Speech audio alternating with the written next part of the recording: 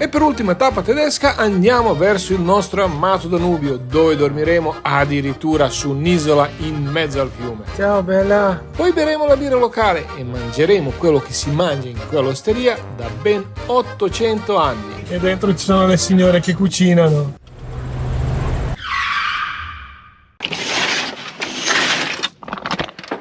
Buongiorno, siamo ancora nei boschi bavaresi, ma non per molto. Mi sa che anche la prossima destinazione però è in Baviera. Vabbè dai, sono i dettagli. Comunque, andiamo via da Monaco. E c'è una cosa importante che vi dobbiamo dire: questo campeggio si trova nell'Low Emission Zone e come tante città tedesche ormai necessitano di questa placchetta qua che noi abbiamo comprato. Quindi prima di venire in Germania, in qualsiasi città, informatevi.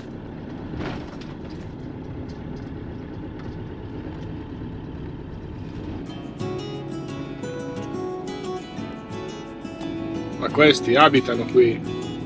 E nonostante lunedì mattina non c'è tantissimo traffico e noi non siamo molto lontani dal centro.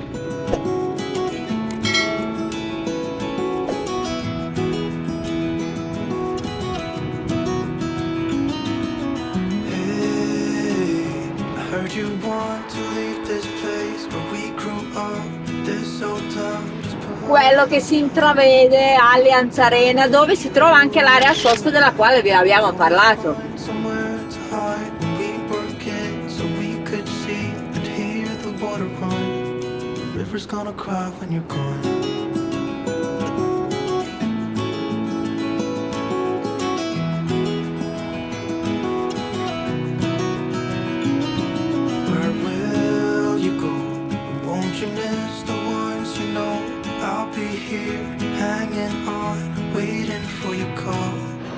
Questo invece è Regen.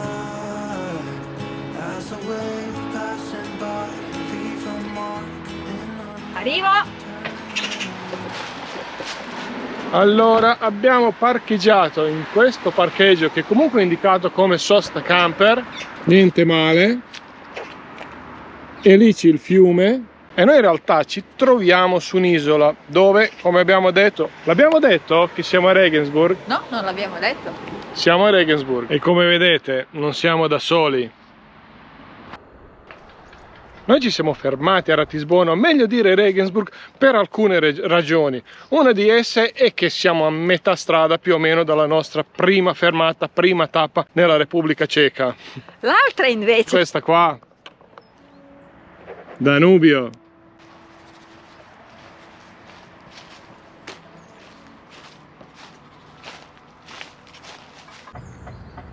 E amici miei, questo è il mio fiume, il fiume della mia vita.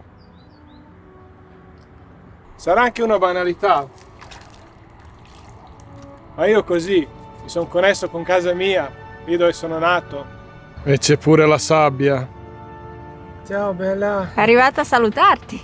Noi abbiamo realizzato diversi video a Vukovar, dove siamo nati, in Croazia, sul Danubio, però soltanto quando sei lontano e quando lo incontri lontano riesci a renderti conto, noi purtroppo ci rendiamo conto molto spesso, quanto questo fiume ci manca, soprattutto a me che passavo praticamente ogni momento libero.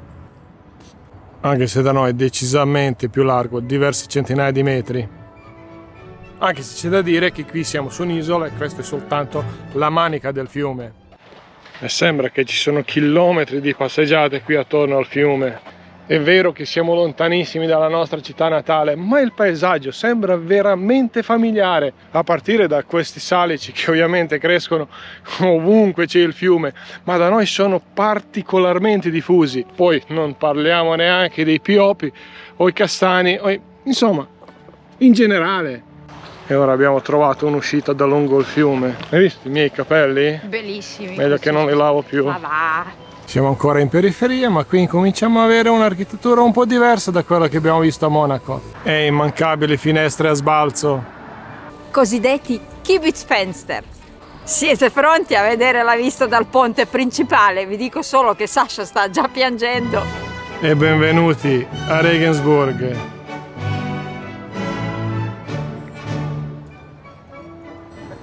Là abbiamo un vecchio ponte e una casa con tante finestre che andremo ad esplorare. Cattedrale non so se riusciremo a vederla meglio da più vicino. E il battello, piroscafo, quello con la ruota, le pale. È giustamente diventato un museo, ma sembra uscito da un fumetto. Giustamente alla bersagliera. Era senza le strisce. Ma dall'altra parte una marea di bar, ristoranti e soprattutto i cruiser. Evidentemente questo ristorante ora è chiuso. Non abbiamo la certezza, però siccome io so sempre tutto, questo qua sicuramente ti porta in giro per il fiume mentre mangi. Bellissimo. Anche se ci separano 1000 chilometri, vedo che la forma delle barche è uguale come quella da noi. Sì, lui quando dice noi intende lì dove siamo nati. E la cattedrale dice che è ora di mangiare.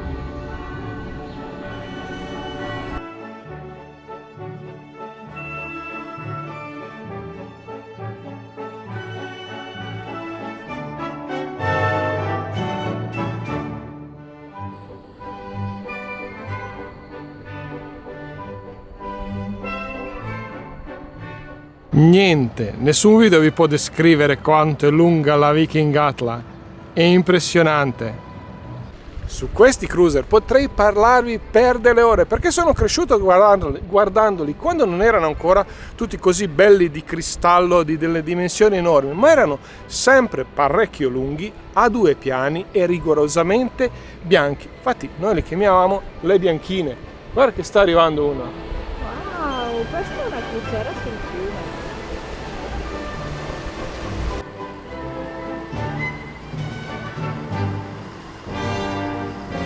Più che crociera, questo è un giro turistico lungo il fiume, molto locale. Ma mi ricordo un film fatto più o meno 100 anni fa, si chiama Goodbye Mr. Chips e parla di un professore di un college inglese che è andato a fare una crociera. Parliamo veramente di 100 anni fa e le barche erano proprio così come ve le ho descritte. Noi non siamo proprio tipi da crociera, però magari con una barca riuscirei anche a riscendere da Danubio. Però chissà, prima o poi magari un giretto un po' più profondo lo faremo anche noi, ve lo faremo sapere. La compagnia che possiede questo cruiser si chiama A Piedi Nudi e io mi sono già rilassata. Sarà un siluro come quello di Monaco? Dopo andiamo a vedere. E quanto vediamo qui c'è soltanto da mangiare, quindi questo è un ristorante. Questa forma molto larga e con la chiglia piatta le consente di avere un livello di galleggiamento molto basso, che è indispensabile per il fiume. Anche se il Danubio è navigabile per, penso, più di 2000 km. Viking Atla, quello che avete visto prima, quello lungo, invece è un cruiser vero e proprio, perché qua da questa parte c'è il ristorante e dall'altra parte ci sono le stanze. Noi sapevamo che qua c'è Danubio, ovviamente, ma non sapevamo che ci provocava tutte queste emozioni e penso che sono usciti un attimino fuori. Ma volevo darvi una risposta a quelli che si domandano: ma perché si dice che Danubio è blu? La risposta l'ho trovata anch'io in un film, sempre quello che ho nominato prima, Mr. Chips, che dice: il Danubio è blu soltanto negli occhi degli innamorati. E questa è una balena. Per me è un'interpretazione della balena, perché questo qua assomiglia troppo a un siluro.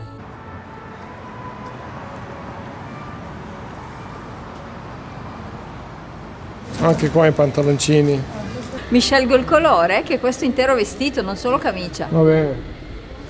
Ma sembra o non sembra Rapunzel? Non solo tutte strade portano a Roma, ma anche da Roma, perché questa città qua, Regensburg, fu costruita da Marco Aurelio con il nome Castra Regina. Effettivamente Regensburg vuol dire fortezza sul Regen. Unica cosa rimasta dalla fortezza, che all'epoca aveva 4 torrette, un fossato tutto intorno, immaginate la gioia di Sasha se poteva vederlo, è la porta pretoria con la sua torretta, ma l'hanno incastrata perfettamente nell'architettura moderna. 200 metri, già secondo negozio che vende addobbi natalizi, ma questi sembrano antichi.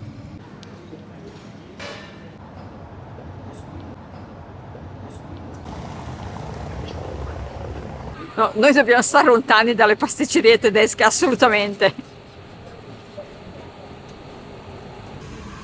E non vi dico nemmeno che siamo tornati più tardi per prenderci un dolcetto e un caffè.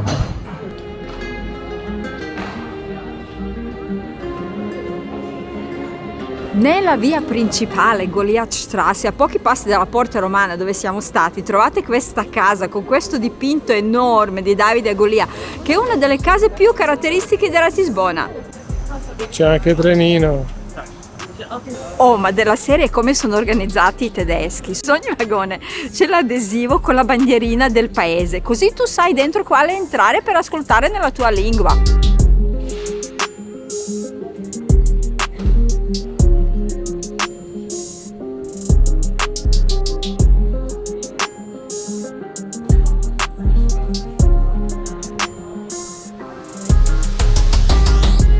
Attraversando la porta dietro le mie spalle entrate dentro Altes Rathaus, dove una volta si svolgevano assemblee di Reichstag, che effettivamente erano le assemblee dei principi del Sacro Romano Impero, che poi sono state sciolte da Napoleone.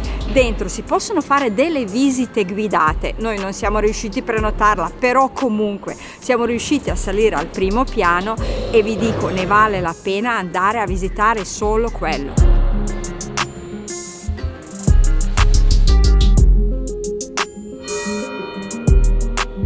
C'è anche un cervo nella rete. Prima cosa che si nota arrivare a Regensburg o Ratisbona come volete sono queste vie con le case coloratissime e con le loro torri. Infatti c'è una cosa particolare di Regensburg: se un cavaliere medievale dovesse venire qua adesso si orienterebbe perfettamente perché non è cambiato nulla. Che spettacolo sto vicolo. Abbiamo notato che ci sono tantissime case e torri a Ratisbona. Una volta le famiglie benestanti facevano a gara chi la facesse più alta. Questa qua in questo momento è la più alta e più antica di Regensburg e nel centro, se non sbaglio, ce ne sono addirittura 30.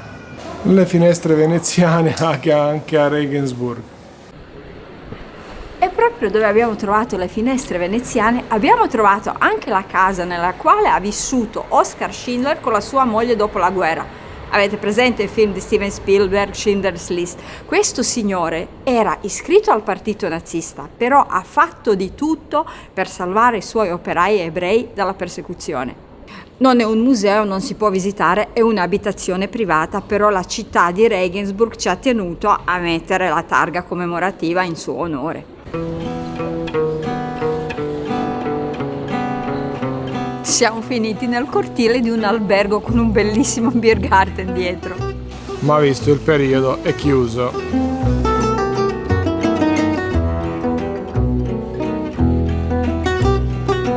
Nella città di Ratisbona esiste un piano regolatore fatto apposta per non far scappare i cittadini dal centro. Con questo piano regolatore grandi compagnie non è che possono venire a stare a palazzo e fare quello che vogliono, perché il piano prevede esattamente cosa si può fare e dove, e addirittura con i quali colori. E quindi anche nel pienissimo centro storico trovate chi vi fa le chiavi. In questo negozio vendono le spezie, all'inizio pensavo fosse una profumeria, guardate i candelabri.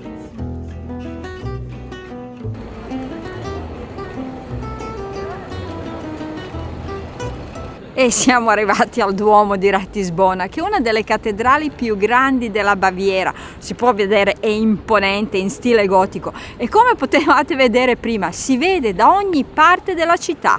C'era da scommettere che era in ristrutturazione. Sempre qua nella piazza della cattedrale troviamo anche la casa di Napoleone.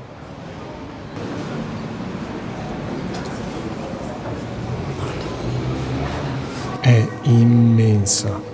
Dentro è buio totale. Questo è la Sony che vede.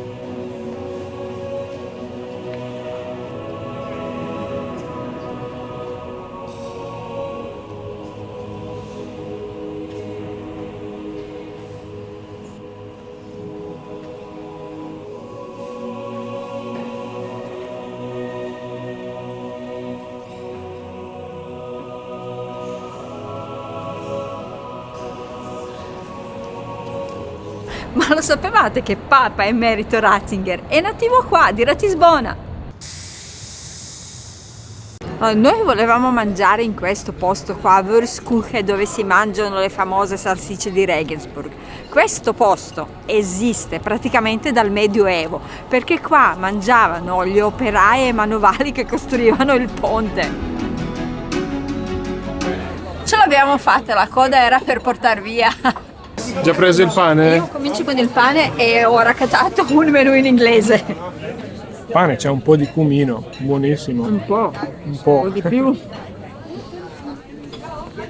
Allora, abbiamo optato per le loro salsicce fatte proprio da loro. Oh. Anche. È arrivata anche la Radler. Comunque abbiamo optato per le salsicce, quelle che fanno loro, con i crauti, e proviamo a vedere se c'è anche quella famosa insalata di patate e poi pane della loro produzione. Va bene. E siccome da bravi tedeschi abbiamo ordinato anche l'insalata di patate, ci hanno ringraziato. E questa è la cesta con il pane. E dentro ci sono le signore che cucinano. Thank you. Anche? Basta, no? Io penso proprio di sì, scusa.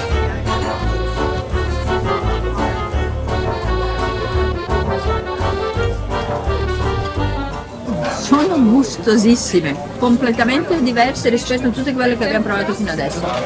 Penso che prenderemo altre 4.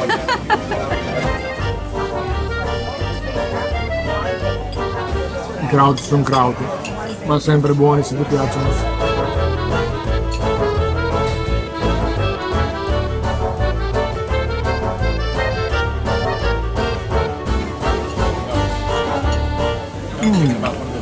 Buona anche l'insalata.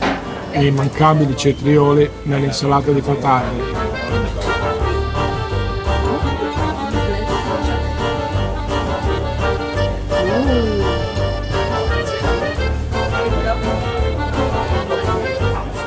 La senape mista raffano, non è come quella che di solito ci porta Alba, è dolcina ma c'è dentro anche raffano secondo me. Io vado per i crauti. Bollenti.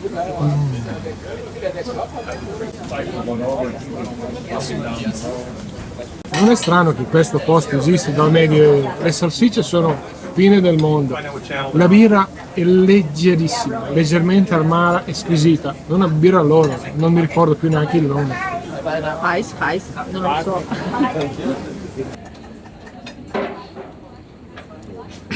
Radler di Mae è un vero e proprio zucchino, proprio come piace a lei. Sì, però è buono, scusa, cioè. E ora facciamo la copertina.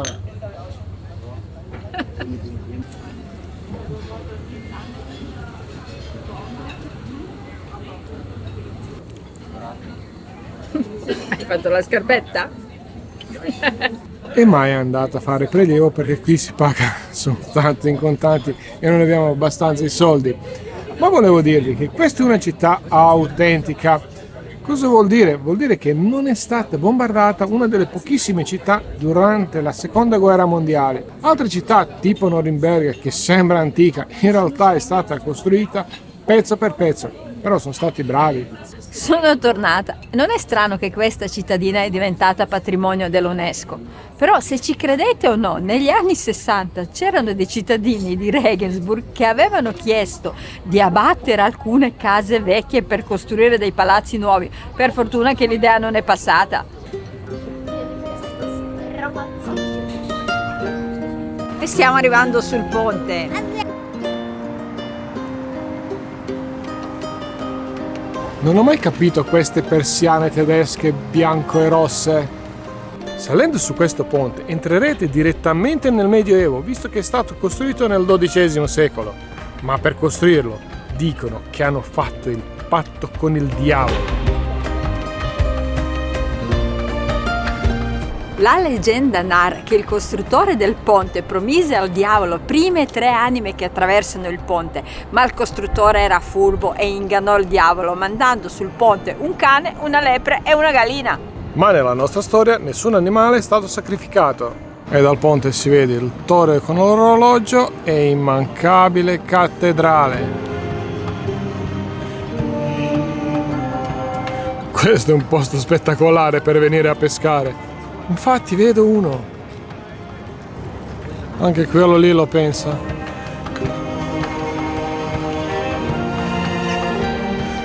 E per tornare da Charlie facciamo la passeggiata lungo questa sponda del fiume.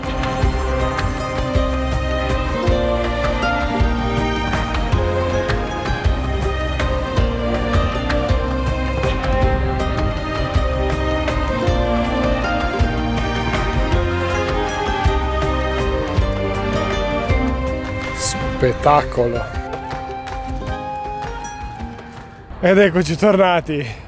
Mi sono messo le ciabatte e visto che è la giornata lavorativa mi metto a lavorare.